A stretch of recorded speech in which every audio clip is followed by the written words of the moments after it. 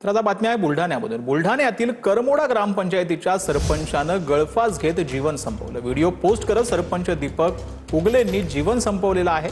राजकीय विरोधकांच्या धमक्यांना कंटाळून जीवन संपवल्याचा त्यांनी उल्लेख केला। संग्रामपूर परिसरामध्ये यामुळे मोठी खळबळ माजली। पोलीस घटनास्थळी दाखल झाले।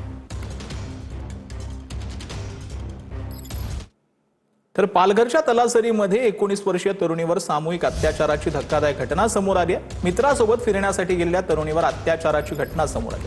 पालघरच्या तलासरी पोलीस ठाण्याच्या हद्दीमधली ही घटना आहे।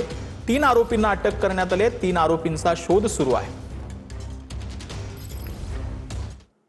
तर दहिसरमध्ये भोंदूबाबा सूरज कनोजियावर फसवणुकीचा आरोप आहे। भोंदूबाबा सूरज कनोजियानं महिलांची फसवणूक केल्याचा आरोप आहे।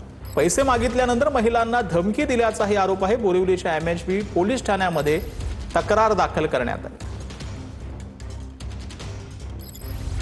तर तसे माझ्याकडनं त्या लोकांनी पैसे घेतले, माझ्याकडनं साहित्य घेतलं। मी वैतागले ते बघून की बाबा माझ्याकडे पैसे नाहीत। 2 वर्ष झालं मला ते लोक ठगत होते। तर मी त्याच्यात विरोध केला त्यांचा की बघा माझ्याकडे आता माझ्याकडून होणार नाही, माझ्याकडे पैसे पाणी नाहीत, मी चालले तुमची कंप्लेंट करायला, मला काय असर होत नाही त्या गोष्टीचा। तर ते लोक मला बोलले जा तुला जे करायचंय ते कर, आमची खूप वरपर्यंत ओळख आहे। तर मुंबईतील विलेपार्ले भागामध्ये शांता भवनच्या 11व्या मजल्यावर आग लागली।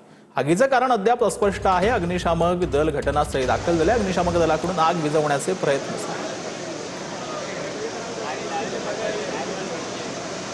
2-3 लोग हैं फंसे हुए, अभी रेस्क्यू टीम जा रही है ऊपर।